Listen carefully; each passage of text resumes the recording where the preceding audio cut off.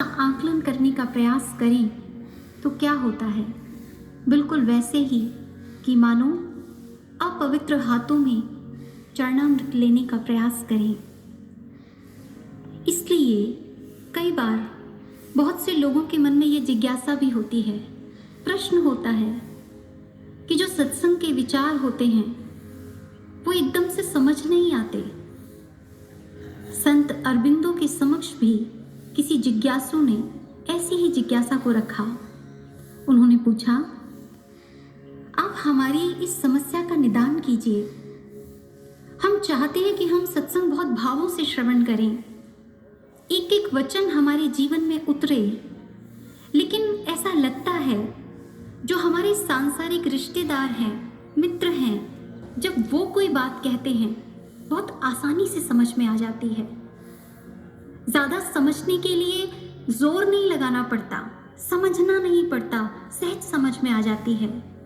लेकिन ऐसा क्यों होता है कि जो सत्संग के विचार होते हैं उन्हें समझने के लिए बहुत प्रयास करना पड़ता है, सहजता से समझ नहीं आते।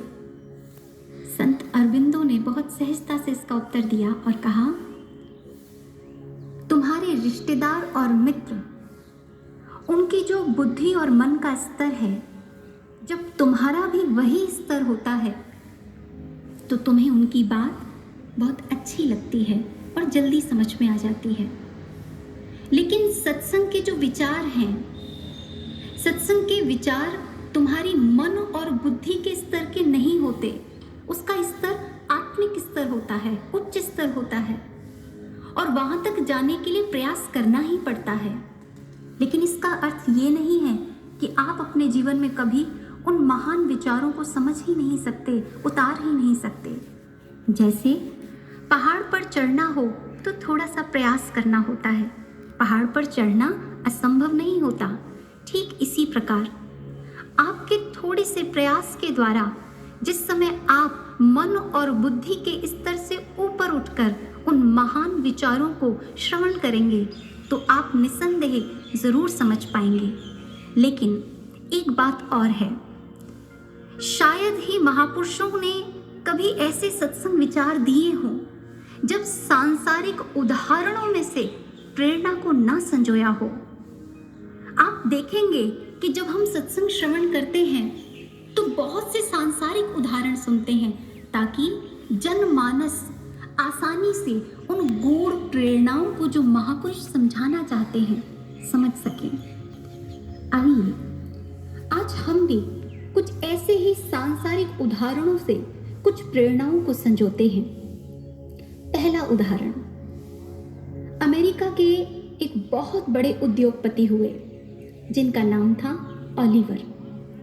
उनके पास अपार संपदा थी, बाहर से दिखने में बहुत अच्छे लगते थे, लेकिन उनका मन रोगी था, मन से बड़े परेशान थे। कहते हैं आधा मील तक किसी मेडिकल स्टोर तक भी जाना हो तो उनके लिए संभव नहीं हो पाता था।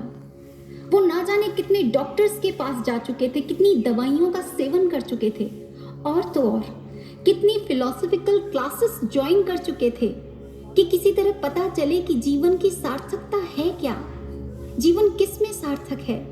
इतना पैसा, सब कुछ भोग ऐश्वर्य होने के बावजूद भी जो मन की उदासी थी वो खत्म नहीं होती थी।